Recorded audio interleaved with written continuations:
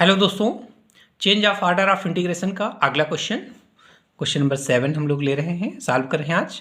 तो इंटीग्रल ये दिया हुआ है और इसका ऑर्डर चेंज करके ये शो करना है कि ये चीज़ दिया है, change the order of integration use करके इसका ऑर्डर चेंज करना है। उसके बाद उससे ये शो करना है कि 0 to infinite sine n x upon x d x equal to π/2 ये शो करना है।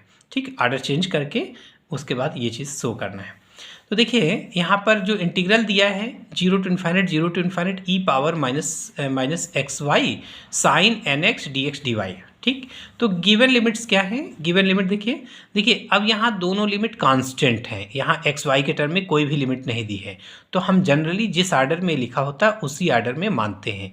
यानी पहला इंटीग्रल ये एक्स का हो गया और दूसरा इंटीग्रल वाई का। ये इंटीग्रल वाई की लिमिट है और ये इस इंटीग्रल में एक्स की लिमिट हो गई। तो एक्स की लिमिट हो गई 0 to इन्फाइनाइट, वाई की लिमिट 0 to इन्फाइनाइट। यहाँ पर देखिए एक्स और वाई के बीच का कोई रिलेशन नहीं दिया है। अगर यहाँ एक्स होता तो वाई इक्वल टू एक्स हो गया था, है ना।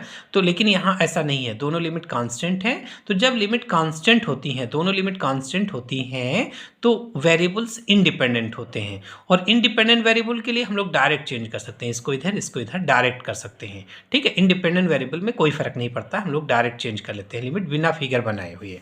ठीक है, तो since x y are independent, क्योंकि यहाँ दोनों लिमिट कांस्टेंट है इसलिए ये इंडिपेंडेंट है। So that we can change the integral directly, है ना। इंटीग्रल को डायरेक्ट चेंज कर सकते हैं। तो इसको डायरेक्ट चेंज कर लीजिए। ये इंटीग्रल आपने किसका माना है? वाई का, ये एक्स का। तो अब हम लोग ये तो गिवन है, इसको डायरेक्ट चेंज कर लो। तो ये इंटीग्रल वाई का है यहाँ पर, ये एक्स का। अब हम लोग डायरेक्ट चेंज कर लेंगे, ये वाला y का हो जाएगा और ये x का, dy dx कर लिया। ठीक है, बस सीधा इंटीग्रल इसका इधर, इसको इधर कर लीजिए। जब इंडिपेंडेंट होते हैं तो डायरेक्ट इंटीग्रल चेंज हो जाते हैं। इक्वेशन 1 मान लीजिए। अब इन दोनों को सॉल्व करते हैं। ठीक है, इन दोनों को सॉल्व करते हैं। तो चलिए हम लोग कौन सा लेते हैं? पहले dx dy वाला, लेफ्ट हैंड साइड वाला लेते हैं। तो इसको इक्वेशन 1 मान लिया, लेफ्ट साइड को ले लो। तो 0 to infinite e power minus x y d sine n x d x d y. ठीक है, तो देखिए इसमें ये वाला इंटीग्रल x का, ये y का, यानी सबसे पहले y के रिस्पेक्ट में इंटीग्रेशन करेंगे।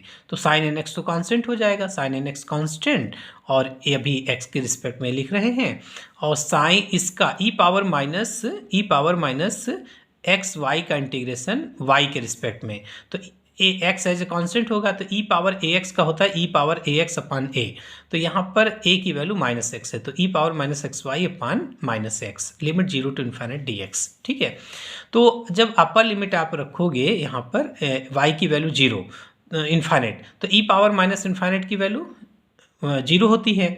और फिर जब लोअर लिमिट रखोगे y की जगह 0 तो e की पावर 0 1 हो जाएगा, यानी 1 अपान एक्स। इससे आपको 1 अपान एक्स मिलेगा।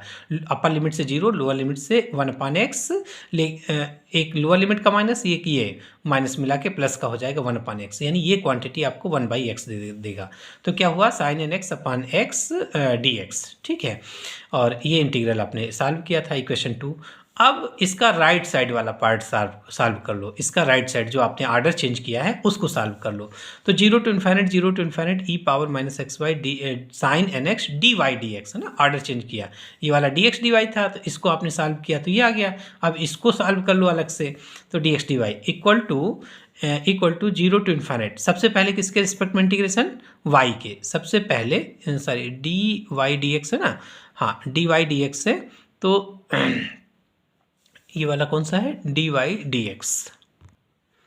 देखिए यहाँ पर थोड़ा सा ये जो हम लोग सॉल्व कर रहे थे तो ये डी वाई डी एक्स था, क्योंकि सबसे पहले हम लोगों ने y के रिस्पेक्ट में सॉल्व किया है ना। तो हम लोग सबसे पहले डी वाई डी एक्स का मतलब ये वाला पार्ट सॉल्व कर रहे हैं। इधर ये वाला जो शुरू में सॉल्व किया था ये वाला पार्ट सॉल्व कर रहे हैं। तो जब y के ये डी वाई अपान डी वाई डी एक्स वाला इसको लिए हैं, तो इसमें सबसे पहले आप जब y के रिस्पेक्ट में करोगे तो ये वाला y है, इंटीग्रेशन पे ये आ जाएगा, है ना।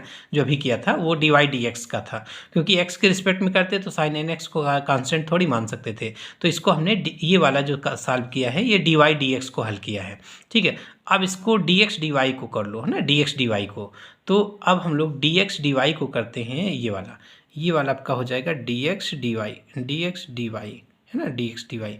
तो सबसे पहले किसके रिस्पेक्ट में करना होगा इंटीग्रेशन? सबसे पहले x के रिस्पेक्ट में। तो x इसमें भी है, इसमें भी है। तो इसमें एक फार्मूला होता है 0 to इन्फाइनाइट। देखिए फार्मूला क्या है? E power integral e power a x into cos है कि साइन, ये है sine, into sine b x d x. इसका क्या फार्मूला होता है? E power a x into a sine b x minus, देखिए साइन का इंटीग्रल माइनस होता है तो माइनस लगा लो, b cos b x upon a square plus b square, ये फार्मूला होता है। ठीक है, ये formula integral e power a x sine b x d x का होता है। क्या होता है? ई पावर ए एक्स तो लिखा, उसके बाद ए साइन बी एक्स लिख लिया, फिर साइन का इंटीग्रेशन माइनस की प्लस, तो साइन का इंटीग्रेशन माइनस होता है तो माइनस लगा लो, फिर ये ए साइन बी एक्स हो गया, अब यहाँ पर बी होगा तो बी कॉस बी एक्स अपान में ए स्क्वायर प्लस बी स्क्वायर, ये इंटीग्रेशन होता है। और कॉस का क्या होता है? यहाँ कॉस में e power a x a cos b x plus b sine b x upon a square plus b square, अगर कॉस होता तो। ठीक है, तो यहाँ साइन है तो ये वाला रूल इसमें लगा लो। ठीक है, तो यहाँ पर इंटीग्रेशन करना है किसके रिस्पेक्ट में? एक्स के रिस्पेक्ट में। तो एक सबसे पहले इसको करना है एक्स के रिस्पेक्ट में। ये डी एक्स लिखा है भाई, ये आपका डी एक्स है, डी एक्स, और ये वाला डी वाई है ना, डी एक्स डी वाई। तो सबसे पहले एक्स के रिस्पेक्ट में करना है, तो एक्स दोनों में है तो e power a x into sine b x वाला फार्मूला लगाएंगे। तो e power minus x y into x के रिस्पेक्ट में कर रहे हैं तो y constant, minus y constant, तो minus y sine n x, फिर माइनस अगला यहाँ पर क्या है? बी की जगह एन, तो माइनस एन इंटू साइन का इंटीग्रेशन माइनस कॉस होता है तो ये हो जाएगा आपका cos N x upon a square plus ये हो जाएगा वाई स्क्वायर। ए की वैल्यू क्या है? माइनस वाई का होल स्क्वायर, तो वाई स्क्वायर हो गया, प्लस बी स्क्वायर, बी की जगह एन है तो एन स्क्वायर। लिमिट हो गई 0 to infinite D Y.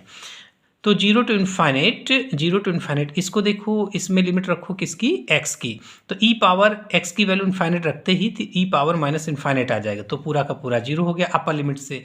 Minus जब आप लोअर लिमिट रखोगे एक्स की जगह 0, तो ई पावर 0 1 हो गया, ये तो 1 हो गया, साइन 0 की वैल्यू 0 हो गई और कॉस 0 की वैल्यू 1।